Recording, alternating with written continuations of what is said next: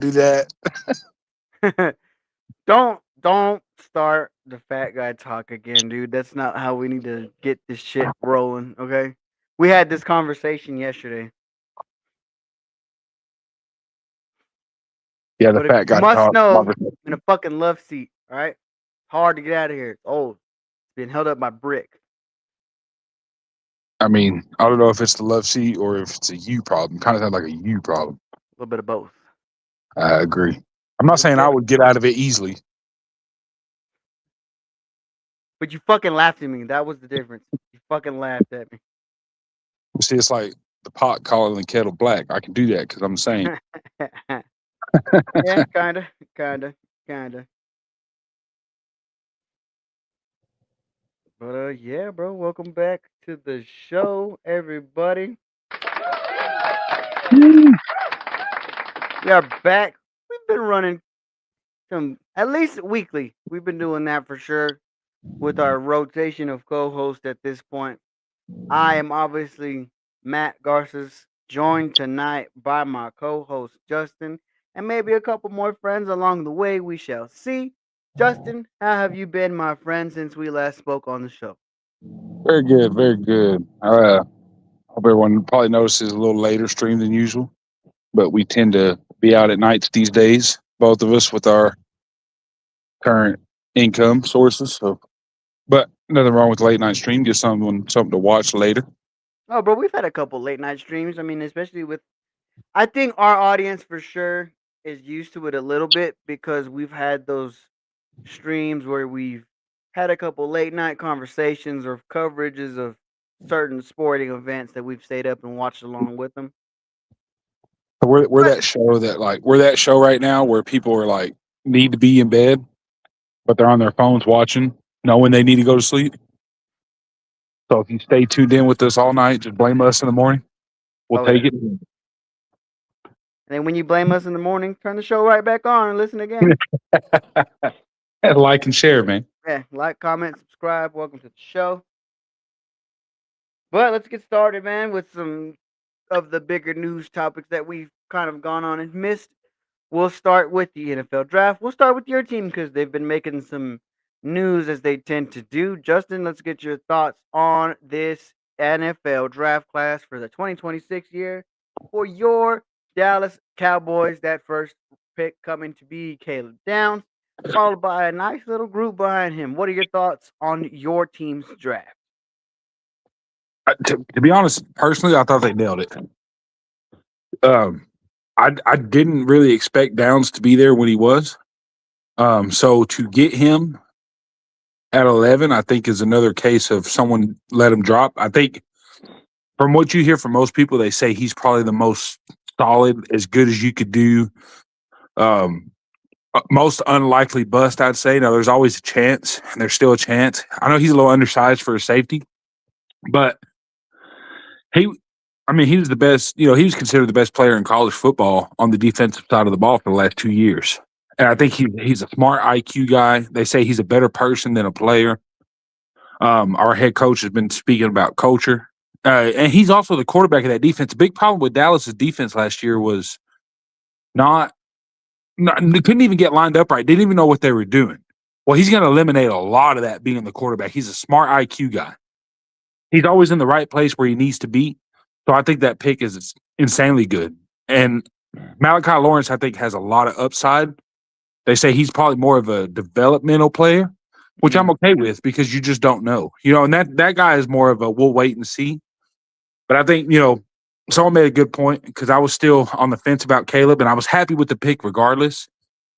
But when I'm hearing him say, any 31 teams would have drafted him, he would have started. He'd be a day one starter. And you got to take that. I mean, look, bro. I'm super satisfied with that pick for y'all. I think it was a good pick. You need a lot of work in that secondary, especially. You brought up how bad your defense looked last year, and I think that has a lot to do with the coaching situation that y'all were also under, because arguably one of the worst defensive coordinators you've ever seen, who still continues to get a job to this day in Eberflus, somehow, some way, continues to get work, but proved once again with the Dallas Cowboys that he wasn't the best. option to coach. Now, let's talk about the controversy or the headline that came around this draft situation with one George Pickens being reported. Let's start from the beginning. Round one, night one, Thursday night, correct? It was reported that it was by Steven, that George Pickens was going to play on the franchise tag and there was not going to be any negotiations until they get past this season. He's just going to play on it, and that's that. Followed up by the past couple of days. Well, not even that. Followed up by a couple of hours of when that situation happens. Small murmurs, and rumblings come up about George Pickens possibly being traded. And then I believe it was this morning, if not late last night, then reported George Pickens has not signed his franchise tag and does not intend to anytime soon. Justin, what are your thoughts on this? Is this more of a here? Is this here we are again with George Pickens in this situation, or do you have confidence that this is something that will get done? I think it's going to get done, but I think for me personally, I think it has to get done. Okay, so I think he's the biggest piece to this whole puzzle of the draft, of everything, of the Micah Parsons trade, of everything. I think right now he's your biggest piece. What I mean by that is I think you get him to at least play on the franchise tag or you come to an agreement. I think with the moves that they've made defensively, the improvement that's going to come in coaching change, whether Parker's great D coordinator or not, he's definitely going to be better than Eberflus. We all know that. You added some pretty good pieces. You added, with PJ Lockett and Caleb Downs and some edge rushers and rotation. Your defensive line looks much improved. And George Pickens is a piece that makes your offense absolutely elite. I mean, I think with him, you're the number one offense. Without him, who knows what your offense is? We've seen your offense sputter before when you only had a CeeDee Lamb. And I don't think Ferguson and CeeDee Lamb with the new signing of Valdez Scantley and if it's just one of them, you've seen the offense kind of sputter. You've seen the offense exactly. play well, but you've seen them sputter also when it's just George out there, or if it's just CD. So I think with George, I think you're probably, to me, in my opinion, in my eyes, you're the favorite to win the NFC East.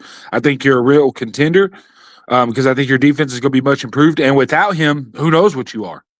So I think you have to get it done. And Jerry's so unpredictable, man. We just don't know.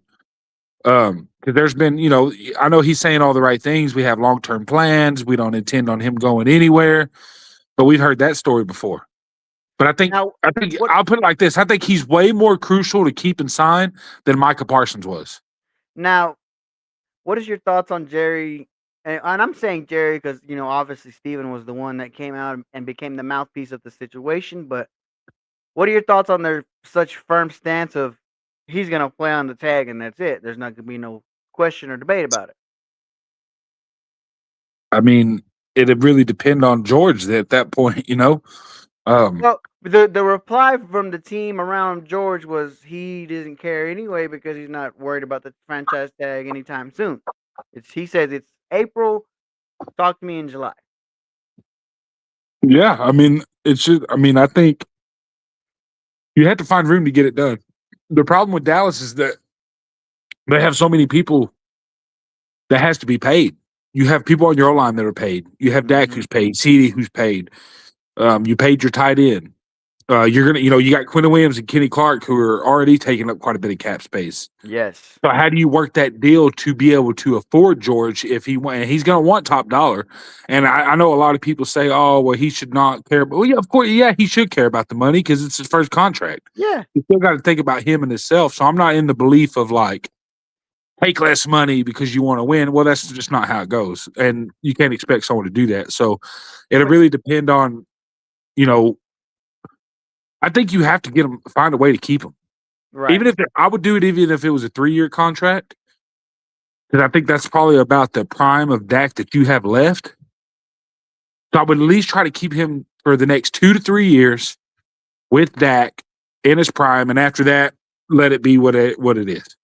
Even you if do can have a just lot of snag young 'em- talent on defense now. Even if you can just snag them on a couple of 1-year contracts, we're like, hey, we'll pay you top dollar for the year, but it only works out if the chips you push in the middle like this, you cash in with them. That's the only problem.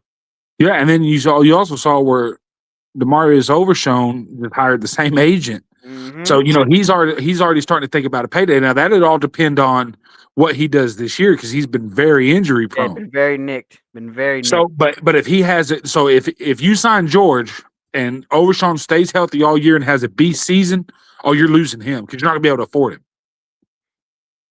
Not at a linebacker spot. Not with Yeah. him. Now you're probably gonna lose Kenny Clark after this season anyway, but I Yes. still don't think you afford both.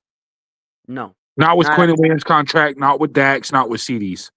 no, because if eventually cap casualties happen, bro, and somebody's gonna have to go so you can make room for the next group.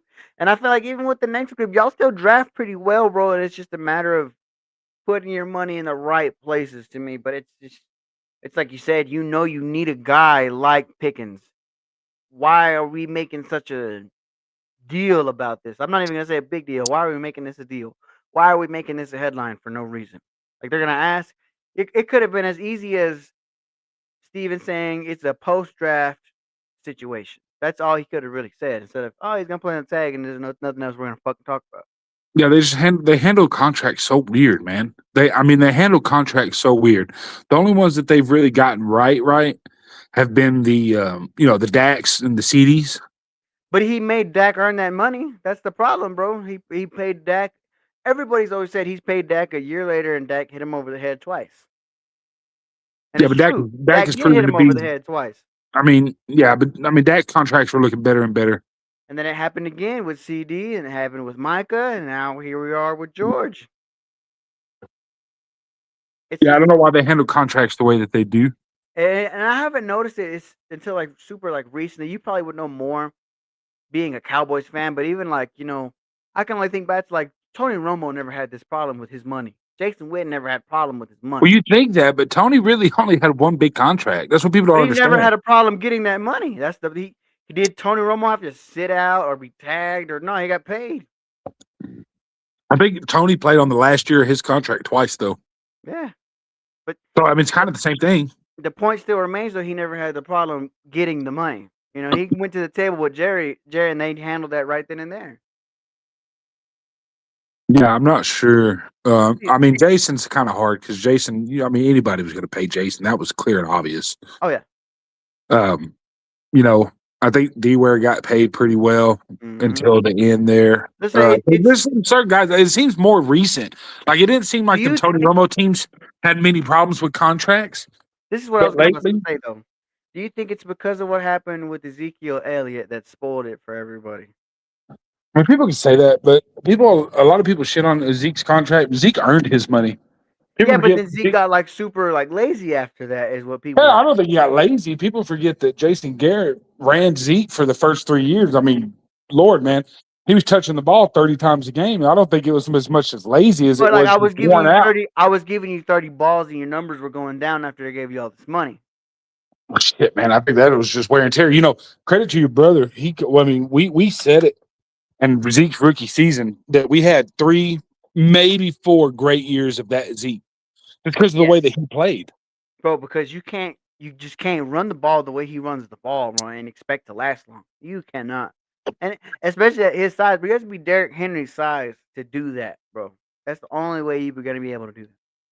I mean, a perfect example of a running back is, look how bad, look how much the Eagles used Saquon in their Super Bowl run year, and then look what he was not the same player last year.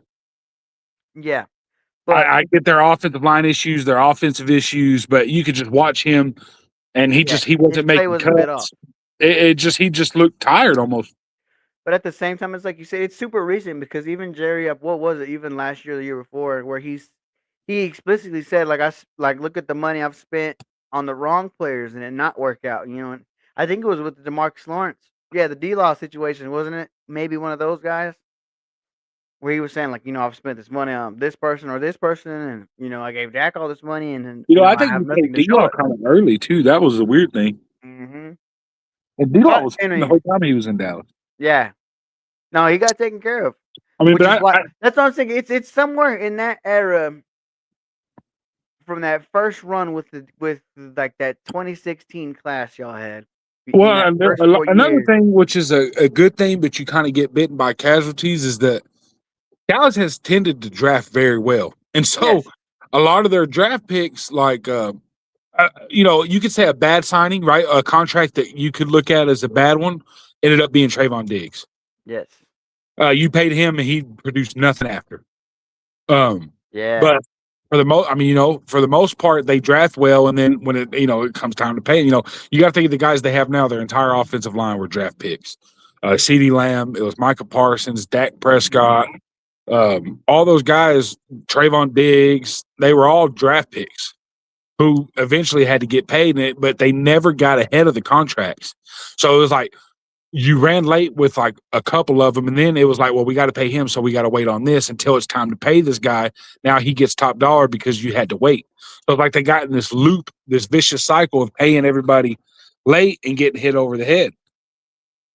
right, right. So you like to see them change. Like say Caleb Downs comes in the next 2-3 years and he ends up being a dominant safety. Get the contract done. Yes. Especially because the safety market is not that high. Mm-hmm. So let's not wait until he becomes, if he becomes, and I should say big if, Yeah, pay him. dominant where he gets the top dollar for a safety.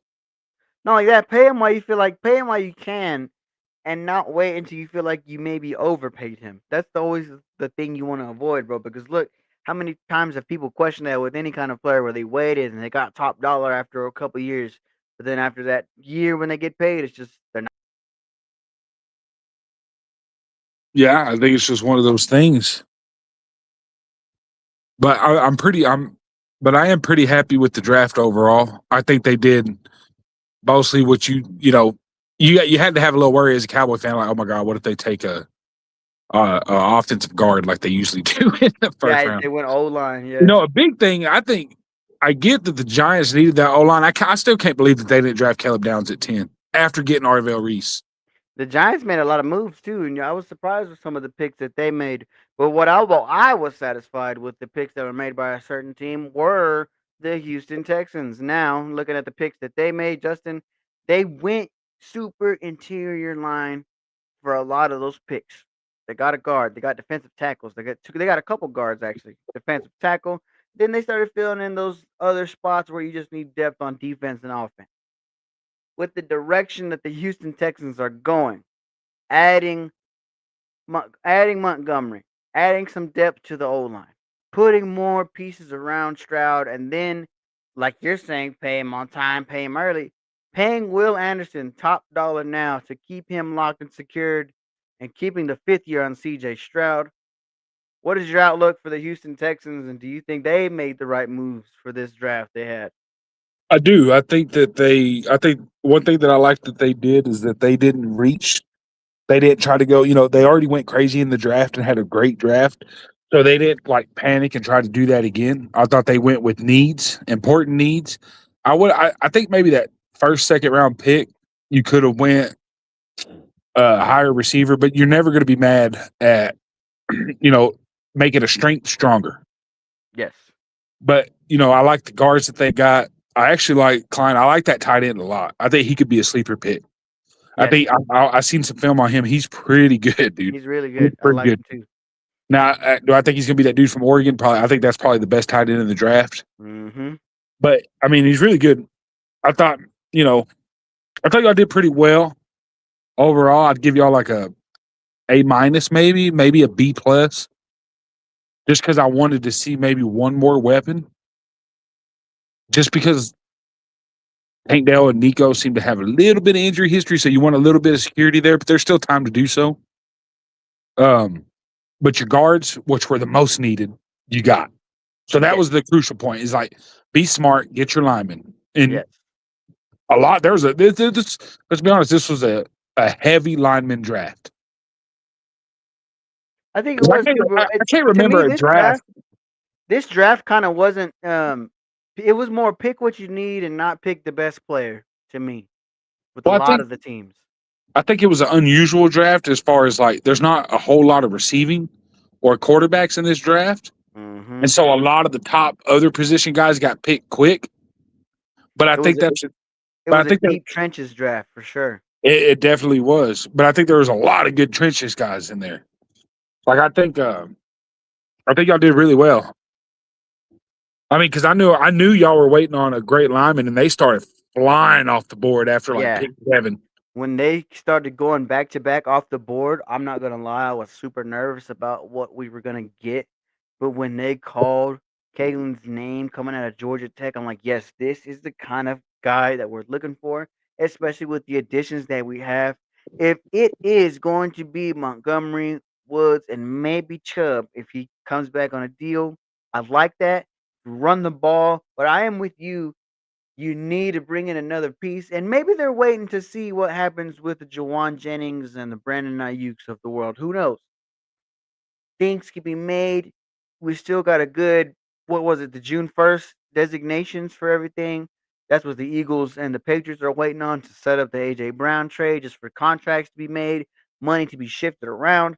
But I like these decisions that were made. It was more the one thing that made me happy. It was more offensive focus in the draft, because to me, I understand where people might see some kind of dip, but I think we will still have the best defense in the league this coming year again. If you look You at the depth that we have and just the people we have in charge running that defense, it's hard to stop, bro. Hard to stop. still have the pieces. You have a defensive coach. It almost reminds me of like a great comparison I heard is like with Philly, right? Like, so Philly is so coordinator dependent because their coach really doesn't call any side of the ball. So he's not really great. So if they don't have a great coordinator on both sides, they're bad. Well, D'Amico could go through 8 defense coordinators. That defense ain't going to make a difference. It ain't going to make a Yeah, difference on it's a defense. well-oiled They're still going to machine. be great, A very well-oiled machine out in Houston, bro. Let me tell you. which is a And good thing, which is why it's good that they focused on offense so much because that's what they need because your defense is going to be good. With your pieces, you signed Will, which, was a big deal. yes, paid Will top dollar Defense, early. your defense didn't lose a lot of pieces. They're still going to be massively great. It's your offense that is the question for Houston. Not only that, bro, I think it goes back to, joking around, sure, but at the beginning of the show you said that they listen, and they do, because me and you, it was a couple weeks after that loss to New England. They had the tough conversation with CJ, like, look, we need him. He's proved it. This is your chance right here. Earn your money. Keep you on the 5th year. We're gonna give you a chance. And that's what we asked for. If you want to put CJ in this situation, give him a chance, build up some kind of O line, get it running back, maybe a couple more weapons. Here we are. Those have been done. I'm excited to see the season that is going to be 2026 for the NFL. Well, yeah, But because let I think what a bad team would have done is they would have signed CJ and not Will. And y'all did the opposite, which was the right thing to do, was to mhm, sign Will, make CJ earn it again, which he needs to do because he was not very good last season. yes, And you put some things around him, especially in the O line, and let's see what he can do. So I thought it was, like I said, I thought it was a B plus A minus draft for Houston. that was my main point, because, like I said, yeah, we'll put him in this position. Hey, this is your chance. This is it. But give him that chance. Build something around him, because he's not bad, bro. He's at least for sure top 15 kind of guy. He was early on projected as a top 10 kind of guy, but I think he started drinking his own Kool-Aid too much. You know what I mean? He- you One other know, part is that I mean, a lot, you don't have the greatest weapons. A lot of them got hurt, and your O line was bad. So you but you think have about to that. He factor that did in. that. He did that, and he looked so well that first year, bro. He thought he was one of those guys already. That was a mentality thing that's bad for him, because when things go wrong, you visibly see it in his body language that he's affected by what's happening to him. Look at the Patriots game, bro. His face with the turnovers, he looked like he was gonna cry. So it's Yeah, if that confidence shake, well, I can't have your confidence shake and you be the leader of this franchise. especially So on a I need you to short-staffed step up. offensive side of the ball, you have to be able to carry Yes. some of that weight. So yeah, I mean, I thought they did well. Yes. Yeah, for sure. For me, a solid B. But moving on to the current activities in the world, me and you for sure have been watching the NBA playoffs right now as we speak. I believe the Thunder and the Suns are in a very tight game, even though the Thunder is up 3-0 as we saw last night, the Lakers failed to put the Rockets away, and the Rockets forced a game 5 back in Los Angeles with LA being up 3-1. Denver also, which to me, I understand, like, people want to say it's Orlando and Detroit, but bro, when I went and looked back at the projections, right, people projected Orlando as like a top 4, top 3 kind of team in the East. When you look at what's going on with Denver and Minnesota, it's crazy, right? Because especially with they lost Ant, they lost another big star. The way that Rudy Gay's been playing Jokic, and for him to get out of character last night too, and to be up 3-1 on these guys, but then you got San Antonio dominating with the Wemby that came back, who had a it's controversial concussion situation. Apparently, he was cleared by the Spurs doctors, but not cleared by the league. The league then cleared him and uncleared him. It's a whole weird situation. But bro, what are your thoughts on the playoffs as they see him? Who do you see coming out as a dominant force on both sides right now? Well, for me right now, when I'm watching, I see greatness out of OKC. I just don't.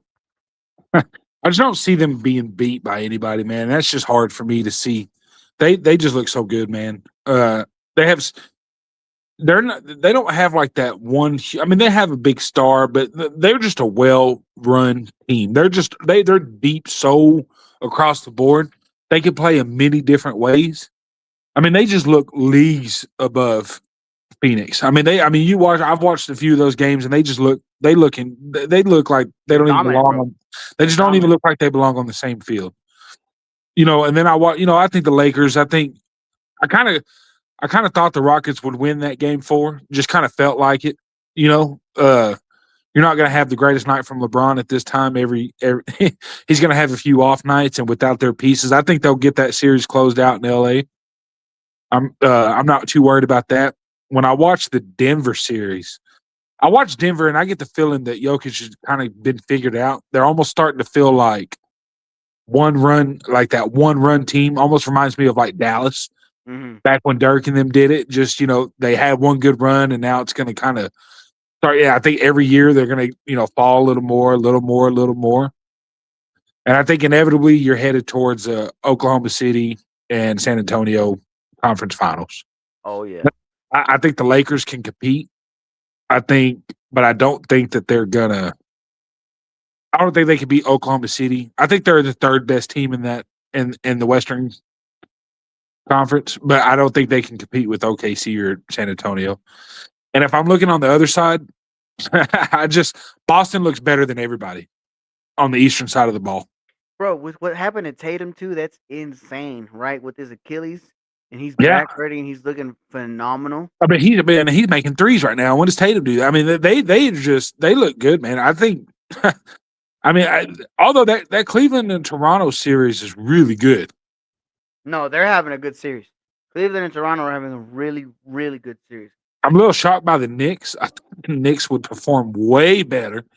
I kind of agree with you. It kind of looks like they got jinxed. Yeah, they got Yes. cursed, bro. They got cursed. it Danhausen's could curse has it, worked on the it could be Knicks. Danhausen and then maybe Stephen A's. Karma coming back to All him. Stephen A has to do is apologize. That's it. Mhm. Because I couldn't believe that because they've been pretty good all year, and I thought that they were way better Bro, but like than what they're putting out there. And they're. I mean, they look like they could lose this series. especially because like the Hawks, it's really just CJ McCollum, bro, and that they're playing through. So it's not like I mean, the all Hawks have season a they've good looked like a team. way better team than the Hawks, Yes. and yet in this series they're kind of getting outplayed mostly. Mm-hmm. You're getting out hustled for sure, bro. And it's just like to me, Brunson and Cat kind of just they're real up and down too much for me, bro. They can't play super consistent basketball on the elite level. To me, they're missing that third that really takes charge of the team. I don't think it's going to come down to either one of those guys. I agree with you. We're on a collision course to reignite one of the better rivalries in the West from the 2010s with the Thunder and the San Antonio Spurs. I think that's going to be one of the best series that we've seen in a while. I don't see the Lakers. I see the Lakers being somewhat competitive, but I see them getting gentlemen swept by the Thunder. I don't see the Spurs having a problem with the T Wolves. whatsoever. I believe the Celtics did handle business, and they're going to handle business right now. Uh, Breaking in onto the Pistons and the Magic. The Magic just won Game 4, so now they are up 3 games to 1 on the Pistons. So they're looking to move up. You got two. You got a game 2-2 going on right now. The Thunder are currently up 80-71 on the Suns. The Nuggets are up right now as the game just tipped off against the T Wolves. But I agree with you, bro. I feel like they figured out the Nuggets, bro, especially Jokic. And it's not a knock on Rudy Gay, who's a multiple time defensive player of the year, bro. But it's like, if you're gonna ask me who I'd pick in a one-on-one situation, working in the box and in the paint, bro, I'm picking Jokic all day, every day. But the fact that Rudy Gay is staying in this man's chest, and what they're really doing, if you pay attention, bro, they're what they've cut. If you pay attention to the game and you pay attention to the numbers, they really cut Jokic's assist numbers down. That's where he's really done a lot of damage. So if you're forcing Jokic to shoot a lot more shots on his own, instead of being able to just sit there in the paint and feed, I feel like that messes up the entire rhythm of the Nuggets, bro. But I feel like in the East for sure, it's gonna be Boston. I don't care who's gonna come up against them in the championship. It's gonna be Boston and the winner of the Thunder and the Spurs. So I think the Eastern Conference Championship. I think you're going to get Boston and the winner of the Cleveland series. I feel like mm, that's going to be because it's looking like Detroit might lose, and I don't really trust the Magic to go any farther than that. So I think you're probably going to get the winner. It's probably going to be Toronto or Cleveland versus Boston, and I heavily favor Boston against anybody else. yes, So I think I think you're probably, if I had to go with my prediction right now, I think you're probably going to get a Boston OKC final. I wouldn't mind that series, bro. That would be a great series. That's what it's looking like to me. I mean, the Spurs are the only thing that's standing in the way of the Thunder to get into the finals. Yeah, bro, because My heart would love for the Lakers to win that series, but they're not. They'll be lucky to get a game. and it's cool to see that like this is what building a team from scratch with the Spurs and the Thunder, because they both, as a franchise, they both had to start over. It was a new history for them. And what's scary about the Thunder is that I just don't think they're going anywhere. No, they're just starting, bro. They're all young. All these teams are young. Someone's going to have to build a big team to combat them right now. Because I mean, and the Spurs are the only thing that's really. I think that's kind of what you're headed towards. It looks like for the next few years is going to be that Spurs OKC, which is great. I mean, who's not looking forward to that conference finals? Bro, yeah, to me, that's what I'm saying. That might just be a series we'd have to watch along with live and just because Yeah, I you agree because that's think going to back be to great. that's what I'm saying. Think back to those 2010s, bro. Those late teens series between the Thunder and the Spurs, with the late years of Tim Duncan and Parker and Ginobili taking on Westbrook and Durant and Ibaka and Harden, and it just, bro, Man, that's another guy that just Durant. Man, his injuries, just everything that can go wrong with him goes wrong. Man, yeah, because like what he's only played one game this series, bro. and then people are always going to hold. He's got those championships in Golden State, but people are always going to say, well. But that's what he's been trying to prove. He can, to me, and I've been a fan of Kevin Durant for a while. He can say that it's just about basketball at this point, but he's trying to prove he can do it without. He's trying to remove that he needed to go to Golden State. That's really what he's trying to get rid of. Is that he didn't need Golden State Warriors to win himself a championship. Shout out to my boy Zach in the chat. Welcome to the comment section of the show. Justin, you're not gonna like him. That is a Philadelphia Eagles fan. So we ban got ban that guy. ban that guy, chat. But yeah, man, it's just I feel like we're stuck on this collision course to get these guys going. And speaking of covering things live, before we get to just a couple other conversation pieces that we have this Saturday, we will be live covering what will be the first ever, Justin. All right.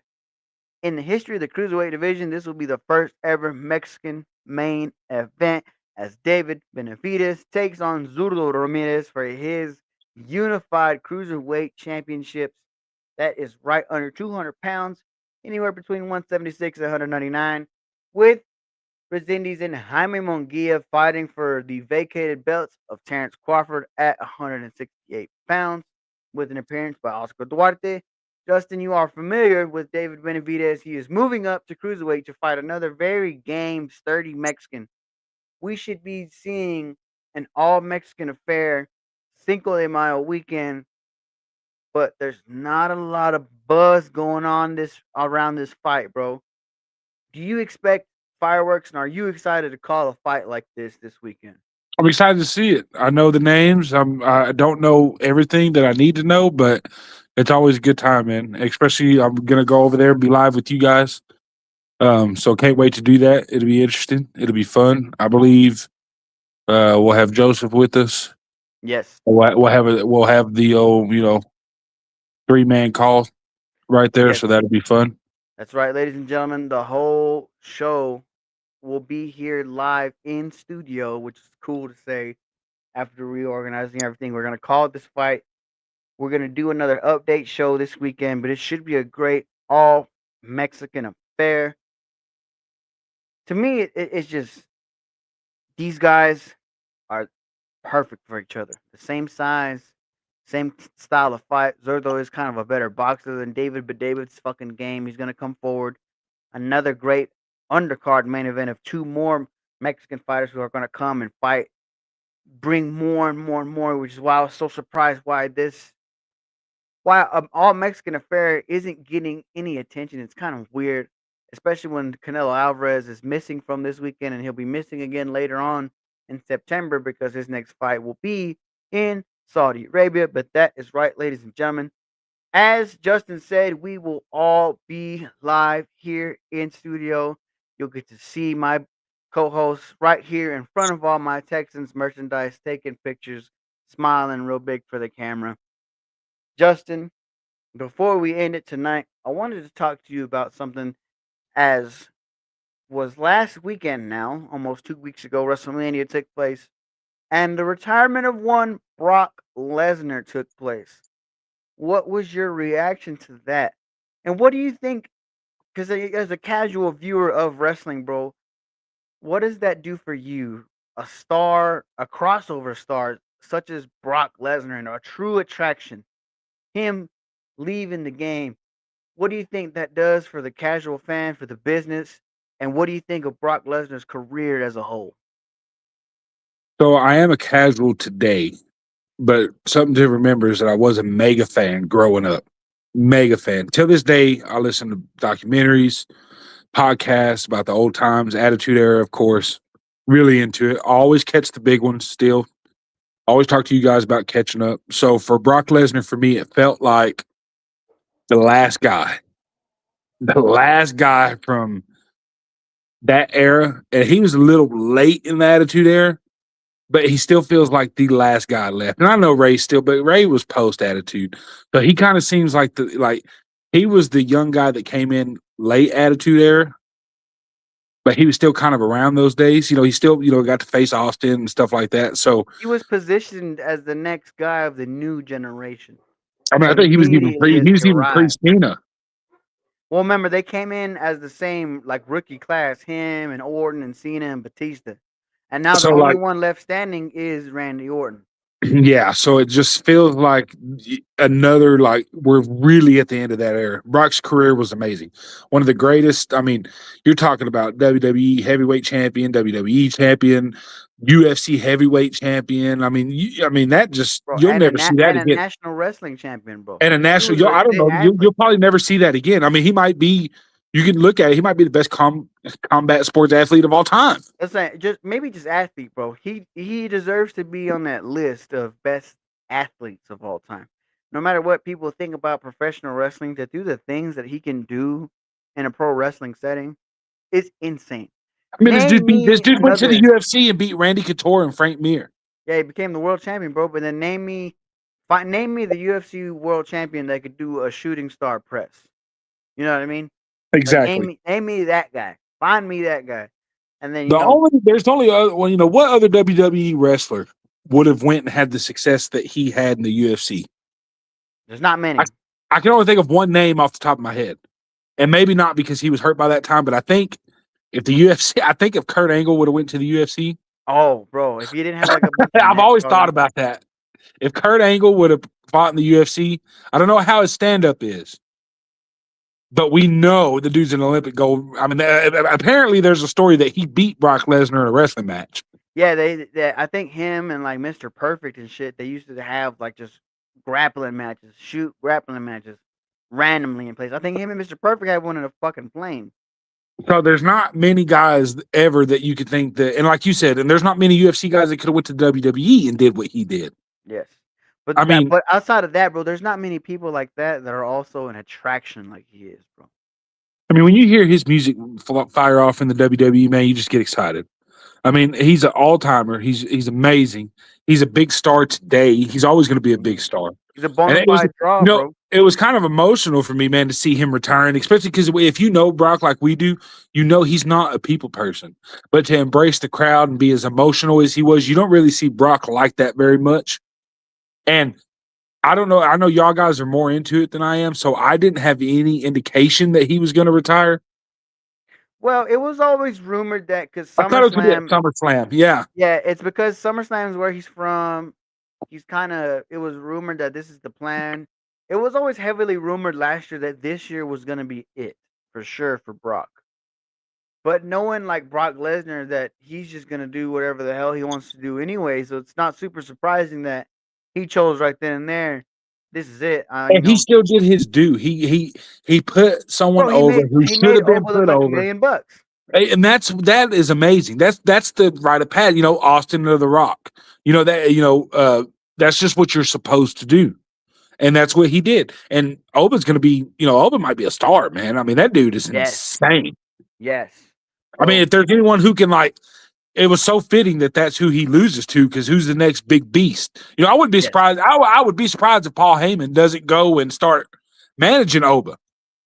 I feel like that's something in the future that could be down the line for sure. But I don't know, because Oba kind of seems baby faces, He's super over with the crowd. He's got them in the palm of his hand for sure, and But that Heyman can typically. turn him into a heel. But wrestling nowadays, there's wrestlers that are the cool heel that people really like, bro. So I think it's not really a problem to me. This nowadays, it's different. You know what I mean? Like there's I termed it on my friend Mario's show over at Infighting as the justified heel because like they're a bad guy and they're doing bad shit, but like their reasoning behind everything makes so much sense. You're like, you know what? He's right. Well, there's certain things to me that they bark up the wrong tree on today, and it's like trying to make Randy Orton a heel is just you're pissing on yourself. You're not. It's not going to happen. He's too legendary. I thought that match honestly wasn't great for me personally.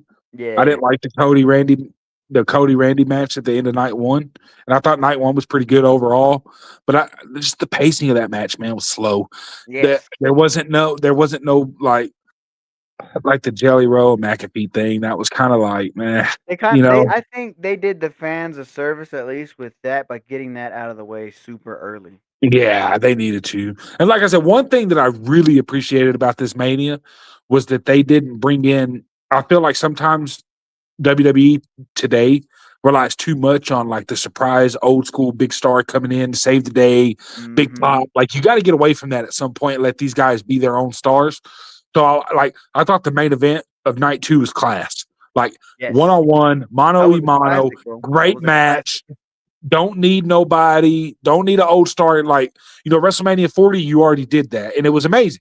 You did the John Cena, the Usos, Undertaker came in with The Rock. You didn't need to do that again. And I was afraid that they were going to do that again. They didn't. So I thought that match was like, like I said, I've never been a big CM Punk fan, but I've appreciated that match more than anything I've ever seen him do. And I thought he performed well. Like that was a great in-ring performance match. And that's something that I find that lacks more today than anything is the in-ring stuff, because that's something that I appreciate as an old wrestling fan, watching Eddie's, the Eddie Guerreros and the Shawn Michaels and the Undertakers, man, those dudes in-ring were amazing. And I thought that Roman and CM Punk match was one of the best in-ring, Yes. standard match too. He didn't like the ladder match was great.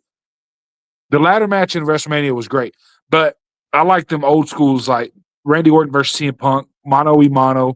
We're just gonna put on one hell of a match. Yes, a good worked match, a good very well structured story within a story. Here's the issue, here's why, and then they just go from there and they Yeah, and tell they the told a story good within the story match. of like the great. I thought the story was great of like Roman and his family not respecting Punk. I thought they played off of that well. Like gave Punk the heart that he needed, even though he was getting beat badly. He kept coming back, had his moments. So, man, I thought they did that really well.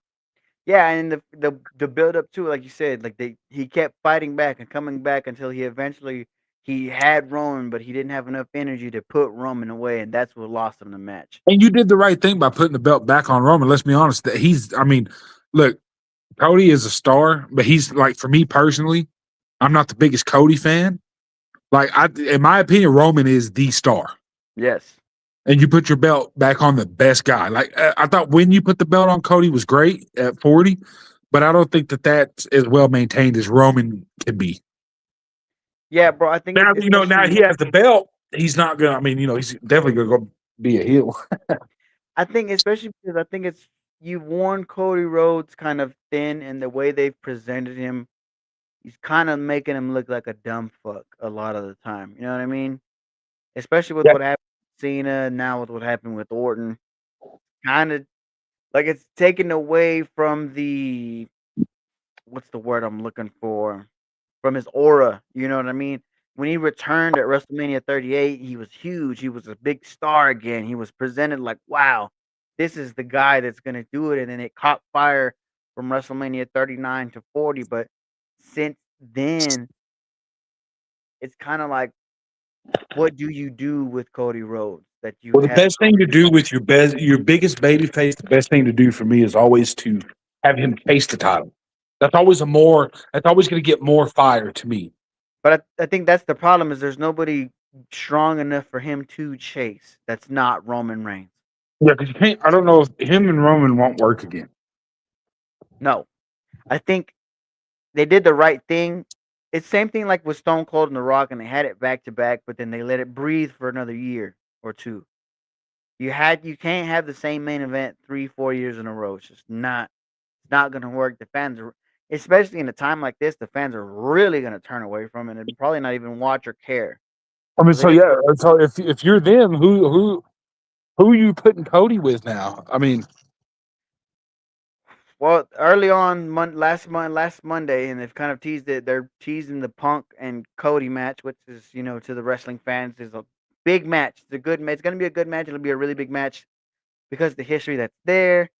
They were both in AEW. And they were kind of like, the biggest stars that AEW had in the early stages of it, and now they're back here. They both pretty much the two biggest baby faces that you have. So putting them together makes a lot of sense. But what do you do with Roman then? Roman and Roman Oda, maybe. Roman, I think so. Roman and Oba seems like it's going to be the finish line for SummerSlam, and I like it. But I think you keep my plan for Oba Femi was you just let him squash a bunch of people, be the top mid card kind of guy, mid level card kind of guy, lower main event guy. Then he beats Roman at SummerSlam, and it seems like that's the direction they're going. You know, because Roman's kind of getting back into like the old bloodline storyline again. So They that'll might hold play you it longer over. and have Oda win the Rumble. You know. I don't know. I feel like you got to go now with Oba. You got to get him because they've had too many wrestlers in recent history, the last 5 years especially. Like you got to look at your LA Knight kind of guy, Yeah, bro. I didn't think they rode that wave fast enough. No, so you got 'Cause to jump on he it got piss now. hot, man. He was piss hot for a minute. Yes, bro. Yes. So that's why I say with the Oba, So you where got is to. he now? He's just floating around on Monday Night Raw, Was bro. he even on Mania? Yeah, he was the first. See, that's what's sad. He was the first match on night one. So I didn't even catch that match. Who did he fight? Yeah, because I He thought was he in was a going to be a star. he was in a 6-man tag match with the Usos against Logan Paul, Austin Theory, and IShow Speed. Yeah, I feel like they paired him way too much with those gimmick guys like Logan and IShow. Like it seems like they've had him with Logan all the time. Yeah, I think it's just he broke. And as much as the history of the business, bro, as we watch these documentaries and we learn, he broke the number one rule. Even though Vince McMahon's not there, he got over when he wasn't supposed to. And the fans started to try to push him on their own, and that is a no-no in the WWE. Well, like I thought you could have paired him back then when he was hot with like a Seth Rollins. That would Bro, have been great. they should have put the world heavyweight title on him when they first made it. You know, that was the time when he started. When WrestleMania 40, post WrestleMania 40, if you put the world title on him, he's probably golden. Well, I think I remember going into that Mania, he was in a chamber match, wasn't he? He should have won Yeah, that chamber match. he was hot, bro, and he wasn't even on Mania. That's the thing. He wasn't on a WrestleMania that was in Los Angeles. You know, he made it to WrestleMania 40, but it was like a so-so match that people won't even remember. Wasn't it with Logan and I think so. Yeah, I think it was. Logan and Orton, right? I think it was just Logan for the United States title. I think that's what it was. I thought they were in like a triple threat match with like Logan and Orton and I think you're thinking of. I think you're thinking of the year before with Kevin Owens and Randy Orton and Logan Paul. oh maybe. Yeah, maybe. That was the year before. Yeah, but still, bro, it's like even with Penta. Penta has the Intercontinental title now, but he was much hotter when he first got there. You know what I'm saying? You can't. Think about them dudes as you just came out in ring perform a luchador, man. No, no, but you gotta capitalize on these guys, bro. You gotta push these guys and keep them hot while they're hot. You know, you can't let the flame of LA Knight extinguish itself. Even though it's kind of he's still with the people, but it's not as hot as it was early on. Obafemi has these people melting in his hand. The time is now to make Obafemi, like you said, the next beast. And what is He's that? Is that the next big? Is that the next big pay per view? Summer or there's something before that, ain't there? Judgment Day. SummerSlam. Backlash, I think, is next week. Backlash. Backlash is next week. SummerSlam is obviously a 2-night event that'll take place in August. Now, Backlash comes so fast. you're telling me you're covering all this shit and talking about it. Yeah, it all happened so fast, but this is what gets you through the dog days of the off season where the NFL is not on. Because the UFL is kind of meh. Although they're doing like 800,000 people, which is kind of crazy for Yeah, but it's a, just it's hard to watch. for a secondary football league. 800,000 viewers is pretty. You know, I always get excited for it, and then I watch the UFL, and I'm like, yeah, there's just such a talent discrepancy, man. Hey, speaking of that, bro, right? What are your thoughts on Diego Pavia and his whole situation on why He he needs someone. wasn't Look, he drafted? needs someone. He needs someone like if that was me, I would at least have you and your brother in the group chat telling me how to shut the fuck up sometimes. I mean, dude, he has just got to learn to shut up, man. And you know, we all like to be, you know, have our respect and our dignity and our egos. But when you're talking about a career to have generational wealth and fame and a legendary state, you have just got to shut up sometimes, man. There is a such thing as people are going to run away from that dude because that is just like reminds me of like a Johnny Manziel waiting to happen, just where you're going to talk your way out of a job. And not even as talented as Johnny was, bro. At least Johnny had like a lot of talent. You know what I mean? Now I'm not surprised, because you think about it, right? Baron Morton from Texas Tech got drafted, right? Yeah. And he is not like shit. he is not as talented as Diego, but he's not talking. He's being humble. You know, people look at that. You cannot tell me that him talking didn't have something to do with him not getting drafted. And then he's still talking. Someone in his corner has got to tell him to shut up, man. Yeah, bro, because who the hell do you think you are? Yeah, and you can't say now like, oh, F all them scouts and shit when you have the picture on social media where you had every hat laid on the table, you had a whole party. So you can't act like you don't care because you obviously did. Yeah, you obviously gave a fuck when they were looking If you would have made a statement like, hey, this is okay, you know, stuff happens, life happens, I'll get through this and I'll work harder to be better. Everybody would have probably invited you to their mini camp and said, hey, let's go test this guy out. You know, he's humble. But when the only thing I've ever heard is that the Ravens invited him to the mini camp. And everybody else is kind of like, F this guy. He wants to talk all that nonsense. You're he might have got signed as a free agent, undrafted free agent if he wouldn't have been talking his mess, man. Like, it's like you said, who do you think you are? Talking the way he talks is pretty fucking crazy, bro. Because And like you not said, only that, you didn't win anything in college either. no, like you made you made Vanderbilt look really like good, bro. But what did you win at Vandy? Like nothing. Like you beat Alabama, and that wasn't even like a super big win at the end of the season when you look back at it. So it's like, what did you really do? I mean, look, and You then were a would you runner say? up. Look at the draft. You were a runner up in what people declared the weakest Heisman class they've ever seen. Think about that. Well, obviously, look. I mean, look. We had one quarterback drafted in the first 12 picks. When has that ever happened? Yeah, yeah, that's another thing. I mean, and then you go completely undrafted, and instead of being like, "Hey, this is just another obstacle. I'll get through this. I'm going to find my way. I'm going to play Instead of hard." letting it fucking humble you, you say, "Fuck y'all, y'all don't know what you're talking about." So, what are they going to say back?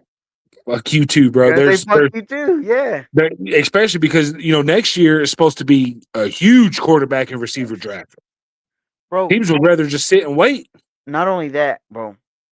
Are you Justin? Are you gonna draft a 26-year-old Diego Pavia or a 21-year-old Arch Manning? I'm taking a 21-year-old Arch Manning every day of the week. Exactly, bro. You can't He's be projected to go number one next year. you can't be a 26, 27-year-old prospect anymore, bro. It's impossible. I know. Look, And if you're Arch Manning, are you coming out next year no matter what? I Especially mean, with the money that can be thrown at you? I feel like that's a tough question, bro. I don't That's know hard, right? I've been thinking about that. And because I'm like, what if I obviously mean, to if he wins me, the Heisman and a Natty, I mean, does he go and say I'm out, or does he say no? I'm gonna stay again? if he does all that, he's the belle of the ball. He'd have to come out, bro.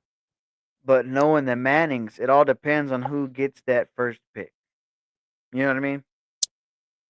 I don't think similar to what happened with Eli, they'll never let him go to a shitty situation. They won't. They are too protective of their brand that is the Manning family. They are, which they have a So right to. so to say yes or no right away, I could. If Sark gets fucking fired, yeah, he's gone. He's gonna declare for the draft. But to me, that's the only thing I can see for sure.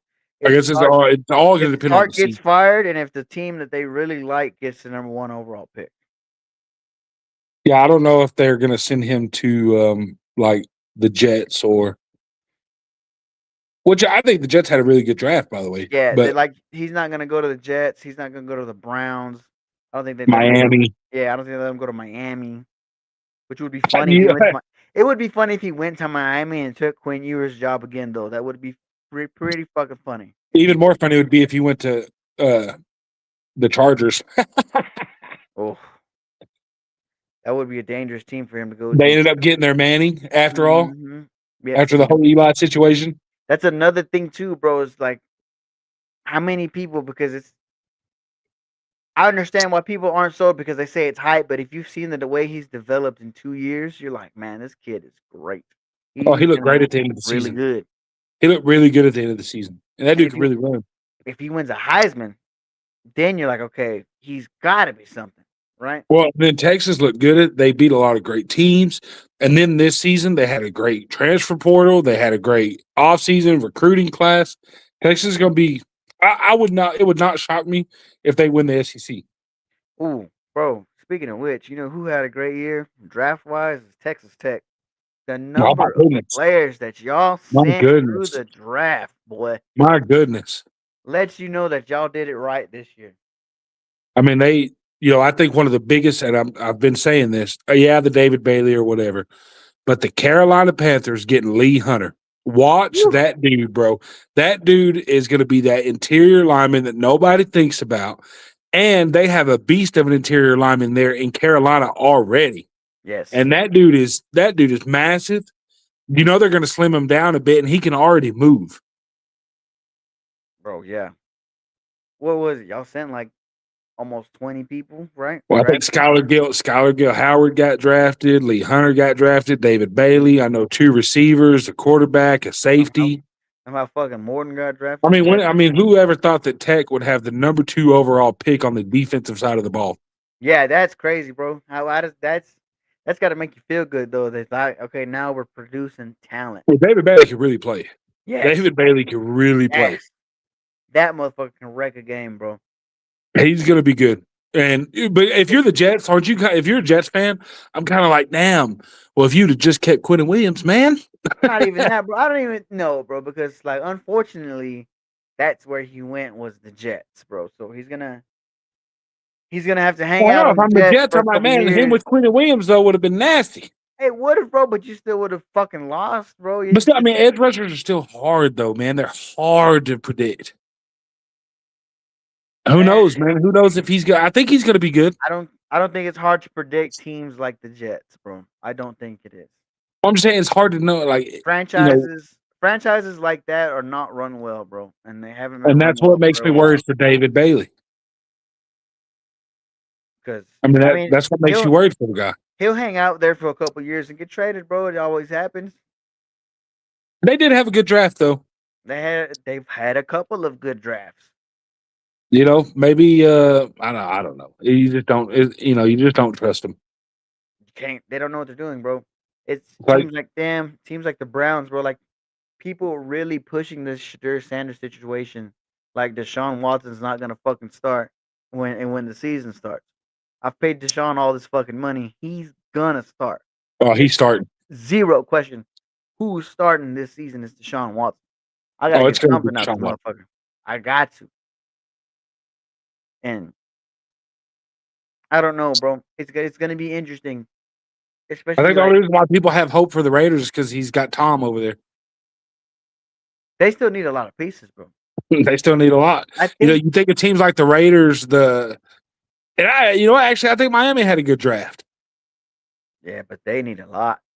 Like the Raiders need a lot, but they need more than that, bro. Man, Miami needs way more that's than the that. only one of my biggest disappointments of the draft was Dallas not getting Jacob Rodriguez. Yeah, I know you wanted that one bad, bro. He went to Miami, right? He went to Miami. Yep. He's good. I thought him with Caleb Downs, that's two very high IQ players, bro. Yeah. Smart, mature. You're not going to have any off the field issues with that dude. He's gonna be at practice. He's gonna work hard. He's gonna know what plays to run. He's gonna do good for Miami. But Miami just needs so much. Bro, I think the Raiders look like they're doing it not by the head coach because eventually they got the coach that they wanted now with Clint Kubiak, but they look like they got to an understanding with ownership for sure. Is that we need to let it build and take our time. Like I wasn't in love with Arizona or Tennessee's picks either. No, you didn't like Arizona's? I mean, you have Arizona to get they got Beck, didn't they? Right? Yeah. I mean, I've never been a Beck guy though. He's old, man. He's better. He's like 26. Would you want Beck or Jacoby Brissett, bro? Shit. Next year's. I would. If you're gonna take your running back there, I mean, let's go. Let's see how he looks this year. Tank again. Next year we'll have our quarterback. Yeah, next year you'll have your quarterback, but a running back at 3 bro. is tough, and I know he's supposed to be great, but yeah. Well, I think it's there's more confidence. The Cardinals paid at 4. I thought that was a reach for Tennessee. Like that's what I was saying. I don't think people were drafting best player. I think they were picking the people that they wanted. The Cardinals paid at 4. I thought was oof. Because especially I thought Kansas City did well. Like what they did with what they revealed about the Rams when they were just trying to trade back and they were gonna pick this guy, but nobody fucking wanted him. So it's like, well, might as well take Ty Simpson right here. Well, I did think, to be fair, I thought the Giants did well with Arvell Reese. I thought they did well with Sonny Styles. The Eagles, I mean, yeah, Malachi Lemon, sure, decent. I guess. He's decent. He's not A.J. Brown. He might be. Now, we don't know. The big thing is that they're getting rid of the problem, what they're deemed as the problem. But I think the problem with the Eagles is the head coach and the quarterback. I think they're so coordinator dependent. They are so coordinator dependent, and now they have new ones, and I just don't know, man. And I thought they would do more for their offensive line because their offensive line was not good last year. No, Lane Johnson Lane Johnson is getting hurt more often. I think the Eagles actually finished third in the division this year. Really? Who do you think wins the division? Let me take a wild guess. I think it's out of Dallas and New York. I thought New York has done really. I think New York's done. My biggest question about New York is actually another. I mean, how good is Jackson Dart really? Is Scatterboo going to come back and be even close to the Bro, same guy? he's good. Just take care of yourself, bro. You're not. This motherfucking Jackson Dart thinks he's Cam Newton size, bro. But That's we his know, but problem. things we know though. Look, we know that defense is going to be good. They were still pretty good last year, and they're just going to get better, and they're going to be well coached. Yeah, yeah. There's no, Bro, but it ain't the front office or no bullshit guy running that organization no more. That is Harbaugh's team. That was Harbaugh's draft. yep. He's got, Arvell It Reese looks is going good. to add on to that team. That defense is going to be good. The biggest question with it, but I still think that I think they're going to be better than Philly. Bro, and you look back to what we were saying last season before they suffered all those injuries. We said there's something there. You just got to have the right people to build it. And people got, look, to be fair to New York, their schedule was absolutely fucking brutal last season. Bro, but they competed a lot, bro. And that's They what I'm saying. People competed got a to whole understand that fucking lot. schedule was brutal. They had the hardest schedule in the league. I mean, think about it. They beat Dallas last year, who wasn't great, but our offense was elite. They beat Philly. I mean, they beat some good teams last year. They sure did, bro. But And I just don't trust. I don't trust Sirianni, and I don't like Jalen Hurts. I don't know if Devontae Smith and Lemon's going to be enough. I don't. And who knows if Saquon might come back and be the old Saquon, but he didn't look great last year. Their offensive line's not great. I think their defense is still going to be pretty good, though. I do think Philly's defense is still going to be pretty good. They still got a good front. They added a good linebacker. Their defense is still going to be pretty good. now it comes down to, like you said, is it going to be enough with just Devontae and what's built around him? Do they bring in somebody? But to me, it's more about, are we bought into Jalen Hurts or not? Is And it this is why I not lean even to Dallas. the rest of the league, but to the Eagles as a franchise? Is this our guy or not? Because I mean, that's all going to depend. And it also, there's too many rumors and shit going on that everybody's pointing the fucking finger at the quarterback, but then the next day he's one of the best quarterbacks in the league. It yeah, needs to be settled if he's the guy or not. and that's a culture thing, though. That's a Sirianni thing. That is a Why is culture that? thing.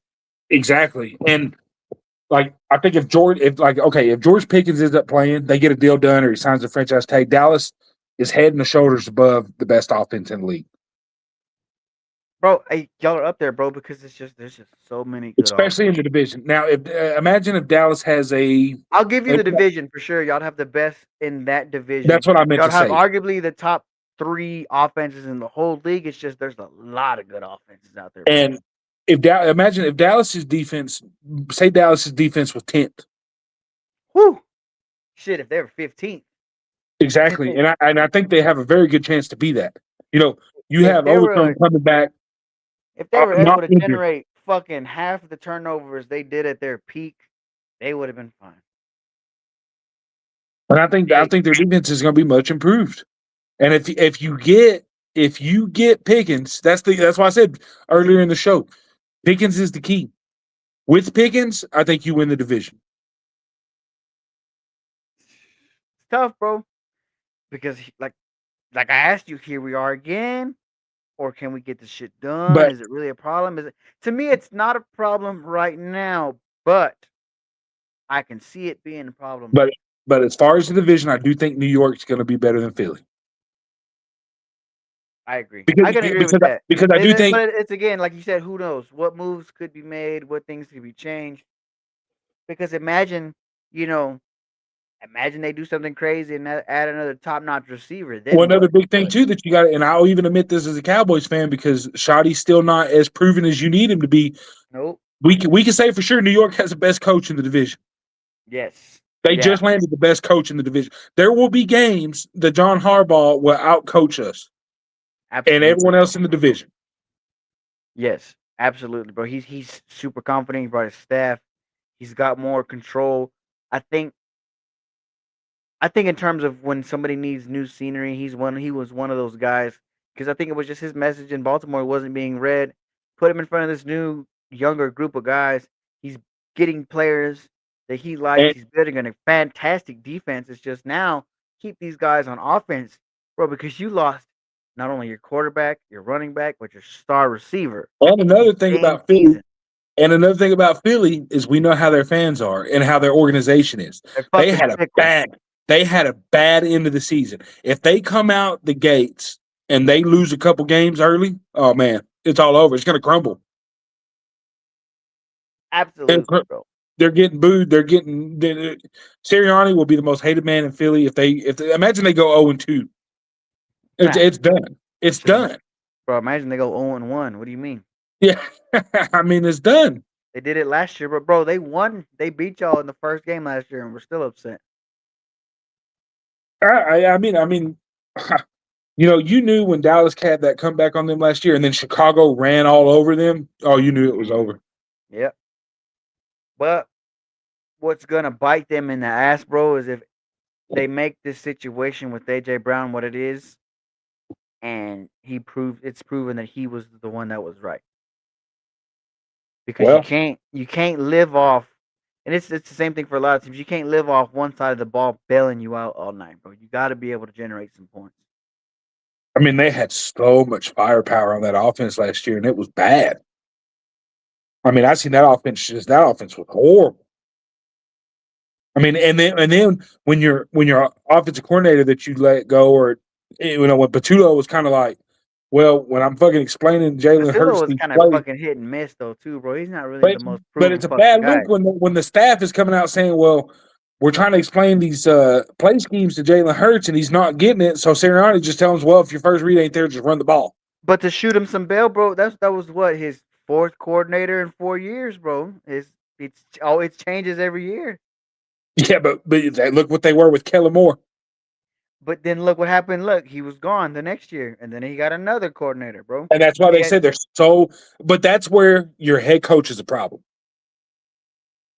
it's not my fault. These motherfuckers are getting hired, bro. How is it my Well, think about problem? it. Well, think about it. Okay, this like I said. Okay, but your head coach is a problem because it doesn't matter what coordinators you go to in Houston, your defense is going to be good. You're going to have that backbone. You're going to have that backbone. And I think in Dallas right now, your head coach, you're going to have a good offense just because that dude is an offensive coach. Sirianni don't seem to be either. Like we know in New York, But hold on.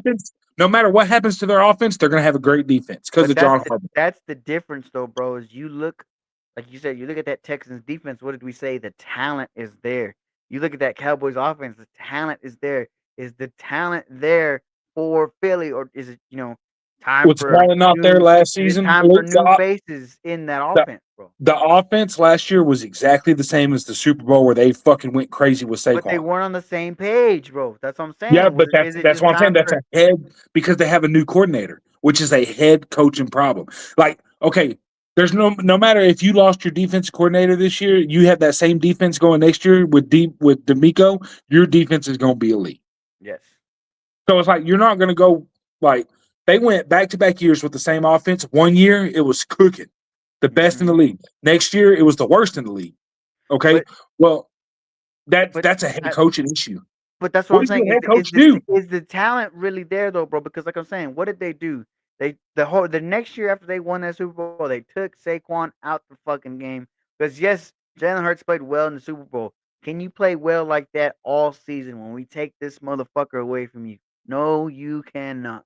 Is Okay, but he the guy or not? it doesn't matter what you do to Houston's defense. They're going to be good because they're going to be well coached to be. Because the talent's also there. That's what I'm saying. I The feel ta- like if Will Anderson is not there, do you say the same thing about the Texans defense? I think they'd still be good. Not as good. Maybe, but they're not going to be bad. They're not going to be as bad as Philly's offense was. For No. example, for example, San Francisco's defense last year pretty damn good with Yes. nobody Yes. because they have That's that great coordinator coaching. Yes. That's great that's coaching. coaching, and I think D'Amico Ryan is the best defensive mind in football. My Yes. point is, what the hell does Sirianni do? Because he obviously ain't a good coordinator of any kind. He causes a lot of chaos. I mean, he's terrible. So if they don't have their coordinator He won set, a Super Bowl. How fucking terrible is he, bro? He brought down the evil empire. if they don't, if they don't have, okay. So for instance, it doesn't matter what offensive coordinators the Rams have. They have Sean McVay. They're always going to be good. That's fine. But we're talking about Philly. This motherfucker's Chip Kelly won a Super Bowl and they fired him, bro. Andy Reid had their winningest seasons, bro, and they fired him. Philly is fickle. That's how they are as a franchise and a fan base. But that was my whole point about the Philly thing is they don't have the coordinators, and they're not really good. Then they're just not going to be good. I mean, They're so when you don't have that head coach, you like no matter what you say about Houston, Houston's going to have a backbone. That backbone is going to be defense. They have a as good long as leader, DeMeco's there. It don't matter who's on that team. They're going to live and die off that defense because that's who they are. Like with Philly, there's no identity there. You don't know. Like last year, 1 year it's the offense, next year it's the defense. 1 year, and yeah, they've been pretty good over the last few years, but they don't because of their head coach. They don't have an identity. Bro, I'm glad we know coming into this season. Take Pittsburgh for example. Mike McCarthy's there. Okay, that's gonna become an offensive team. Is it? Who's quarterback? It doesn't matter. It does matter. In the next few years, you're gonna be an offensive team. Nah, man. Because you have an offensive coach as a head coach. It matters who's the quarterback, bro. It doesn't matter if Patrick Mahomes was on Houston. That is a defensive team. No. If Patrick Mahomes on Houston, we're an offensive team. If Mason Rudolph is the quarterback of the Steelers, are they going to be known as an offensive team? Who is your head coach? Are they going to execute to be known as that? Under Mason Rudolph, is that going to be executed to look like an offensive team? That's what the focus is going to be on. Absolutely not, bro. Not under Mason Rudolph. Mike McCarthy, what did he go do in the draft? I'm asking you. What did he go do in the draft? I'm asking you. Instantly took linemen. If under Mason Rudolph, can he execute that? Yeah, but you're talking about. I'm talking about in the. It matters about the talent, also, bro. But these people fucking suck. They just suck. Bro. In the next 4 years of Mike McCarthy's tenure, Pittsburgh will be an offensive team. I'd like to see it. You remember the whole thing with Houston was always Deshaun Watson and all that. As soon as DeMeco got there, y'all have been one of the best defensive teams in the league because that's your identity. I mean, now we've always been known as having a good defense, bro, because like Deshaun Watson, but you still had J.J. Watt era of having that defense, one of the best defenses in the league. Man, when y'all in the playoffs, it was all. Man, main thing I remember about those days was Deshaun Watson, DeAndre Hopkins, insane offense, pretty good. Yeah, you still had, but it was like J.J. Watt, and that was it. I mean, you still had J.J. Watt. Your head coach sets your identity. Who also played for the team at that time. Your head coach will always set your identity. What I mean. Look at Seattle. What are they? They're a defensive team. Why? Because look at New England. Yeah, whole culture flipped. Whole culture. They're a defensive team. Now look at the Rams. I'll give you that. What have the Rams always been since Sean McVay has been there? But I'm saying you need to meet me in the middle if it also matters the talent that's there. If that don't does. It for sure doesn't work. The marriage has to work. But what happens if your head coach has neither? Is neither. You have to have the coordinators on both sides of the ball, or you're fucking screwed. I have to pick one of them. I can't. But if I'm gonna replace my quarterback and my head coach, you're telling me to start all the way over. I'm not gonna do that. Oh, Philly will. If there's any team that will, not if it continues to be like the last couple years, and I can fall backwards into the division. No, think about Philly. Think about Philly. They fired Doug Peterson, got rid of Carson Wentz and Nick Foles. They don't give a shit. Philly don't care. But who did they get rid of first, though? Shit. They let Nick Foles walk. Then they got rid of Carson. Then they got rid of Nick Foles is the weirdest quarterback I've ever seen in my life. He's only good in the Eagles uniform. He really is, bro. And there's just some people that are that way, bro. Hate that guy. There's some people that perform in a certain uniform, and It's it's so always weird. gonna be that way. Yeah, so strange. So strange. So strange indeed, bro. But yes, glad we had that conversation because, like, the Eagles' conversation is just so tricky, bro. And like the fact that they went into the Super Bowl that way too, bro, was weird, right? Wasn't it? Because there was a lot of infighting. We always said it's gonna explode at some point, and here we are.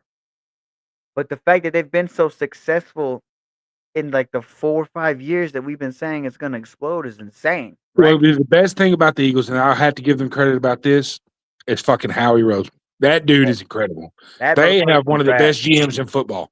He can draft too. That He's dude has good. one of the he is risky. He makes the trades. He will. I mean, that dude is pretty good. I wish someone else would get him the hell out of there. It's gonna be hard, bro. I feel like that's gonna be his job for a while, especially if he keeps generating championships and stars. But who knows, man? Who knows? But for now, that will be the show. I'm gonna say thank you to everybody who decided to tap in here live on YouTube and over on Twitch. Like I said, we will be live for sure this Saturday with the David Benavidez, Zerto Ramirez live reaction. So if you don't want to listen to the commentary or pay for the fight, come over here with us at Talking About Radio, here live with me. I am Matt Garces. We will come back sometime in the point of this week where we will have more news and notes. If not, we'll have another late night conversation where we might even bring a couple callers and guests. For Justin over here, I'm Matt Garces. Thanks for tuning into the show, ladies and gentlemen. Peace.